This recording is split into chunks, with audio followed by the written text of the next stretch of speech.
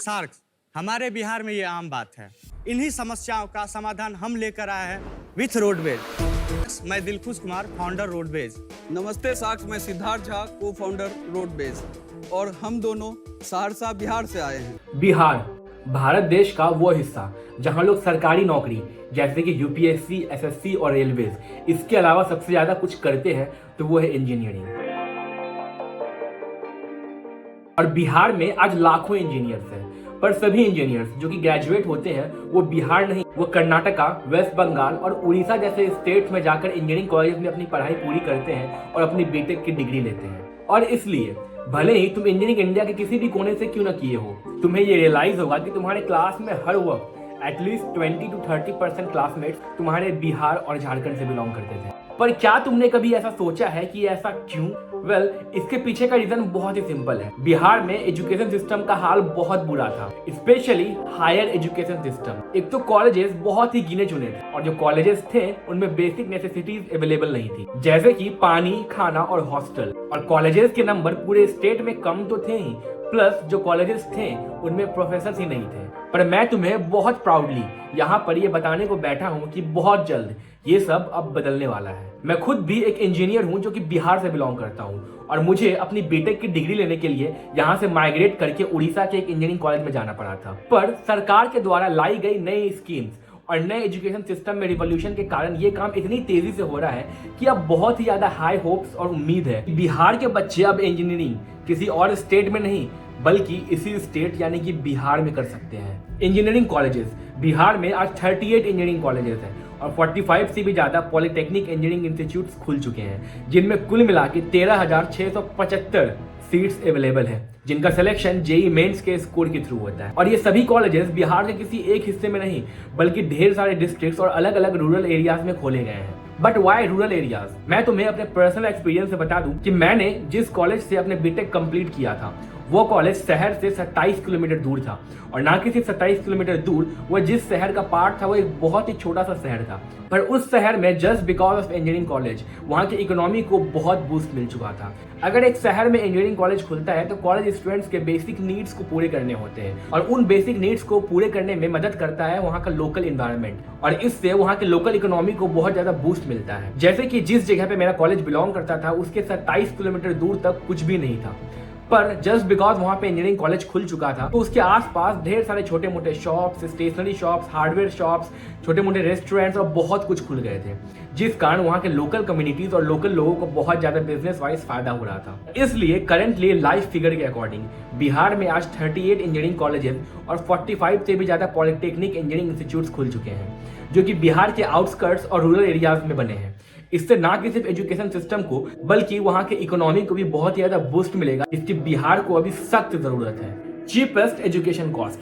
अब मैं फिर से अपना एग्जांपल दूं तो मुझे बिहार से उड़ीसा के एक छोटे से शहर बरहमपुर में जाकर अपने इंजीनियरिंग को पूरा करना पड़ा था। इसमें कॉलेज फी तो बाद में आता है, सबसे पहले मेरा बिहार से उड़ीसा जाकर माइग्रेशन करने का फी आता है, जो कि सिर्फ फाइनेंशियली ही नहीं फिजिकली बहुत ही हेक्टिक टास्क होता है। हर बार हर फेस्टिवल में मुझे उड़ीसा से बिहार अपने घर आने के लिए बहुत बार सोचना पड़ता है, क्योंकि डायरेक्ट ट्रेन कभी अवेलेबल नहीं होते हैं और 24 घंटे से भी ज्यादा का सफर होता है। हमेशा इंटरचेंज वाला रूट फॉलो करना पड़ता है और तुम्हें इंडियन रेलवे का तो पता ही है, कंफर्म टिकट कभी नहीं मिलता। तो इससे इंजीनियरिंग के अलावा भी हमारा माइग्रेशन का कॉस्ट बहुत ज्यादा बढ़ जाता है।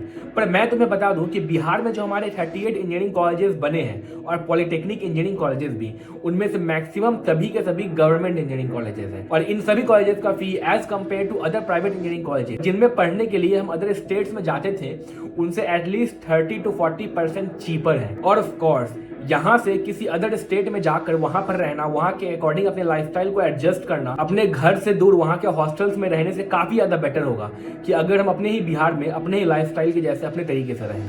प्रोफेसर्स, बिहार के एजुकेशन सिस्टम का अब तक का सबसे बड़ा इशू ये रहा है कि यहाँ के कॉलेजेस तो छोड़ो, स्कूल के टीचर्स भी क्वालिफाइड नहीं होते थे। सरकारी स्कूल में टीचर्स में ज्ञान की कमी साफ दिखाई दे रही है। तो आप उसकी स्पेलिंग बता सकती हैं? वेडनेसडे।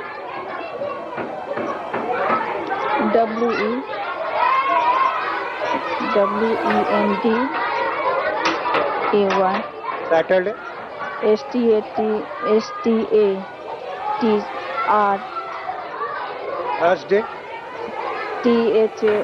I asked. और तो और यहाँ पर ऐसे भी स्कूल्स होते थे जहाँ पर टीचर्स कभी स्कूल ही नहीं जाते थे, बल्कि महीने में सिर्फ एक बार जाते थे और पूरे महीने की अटेंडेंस मार के आते थे। तो जब स्कूल के टीचर्स ही अगर स्कूल नहीं जाएंगे तो बच्चे कहाँ से आएंगे। पर मुझे ये बताते हुए बहुत ही खुशी हो रही है कि ये सारी चीजें अब धीरे धीरे बदल रही है। बिहार के अब प्राइमरी स्कूल्स में भी तुम्हें टीचर बनने के लिए बीपीएससी टीचर्स का एग्जाम क्लियर करना पड़ता है, जो कि पहले के स्कूल्स में सिर्फ कनेक्शन के बेसिस पे तुम टीचर बन सकते थे। और तो और अब यहाँ के स्कूल्स और कॉलेजेस में टीचर्स के अटेंडेंस भी मैंडेटरी हो चुके हैं।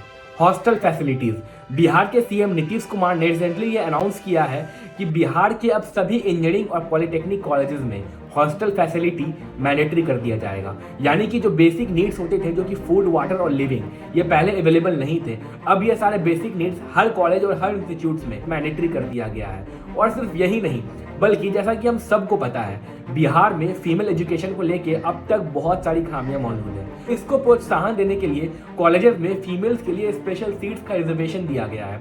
और सिर्फ यही नहीं, फीमेल्स जब ग्रेजुएशन कंप्लीट करती है अपना, तो उनको मोटिवेटेड रखने के लिए उनको ढेर सारे प्राइज मनी दिए जाते हैं।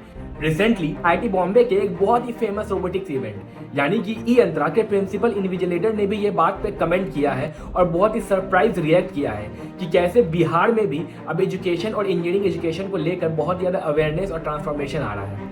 खैर, ये बात तो मुझे भी बहुत अच्छे से पता है कि अभी भी हमारे बिहार में बहुत सारी चीज़ों को चेंज करने की ज़रूरत है और अभी भी हम बहुत सारी चीज़ों में लैक करते हैं। जैसे कि मुझे पता है कि आज भी यहाँ के कॉलेजेस में लैब इक्विपमेंट्स उस लेवल पे अवेलेबल नहीं है। आज भी यहाँ पर प्लेसमेंट्स को लेकर कंपनीज आना प्रीफर नहीं करती है और आज भी यहाँ पर एआई, डेटा साइंस और मशीन लर्निंग जैसे कोर्सेज अवेलेबल नहीं है उस लेवल पे। लेकिन इन सारी कमियों पे बहुत ज़्यादा नेगेटिविटी ना देकर हमें इस बात से पॉजिटिव होप देना चाहिए कि कैसे अब बिहार में भी एजुकेशन में रिवोल्यूशन की शुरुआत हो चुकी है। जैसा कि मैंने इस वीडियो की शुरुआत में शार्क टैंक का एक क्लिप दिखाया कि यहाँ पर भी अब इंजीनियरिंग और स्टार्टअप का माहौल शुरू हो चुका है। शायद वो दिन अब दूर नहीं होगा जब बिहार के स्टूडेंट्स को इंजीनियरिंग करने के लिए दूसरे स्टेट्स में ना जाना पड़े।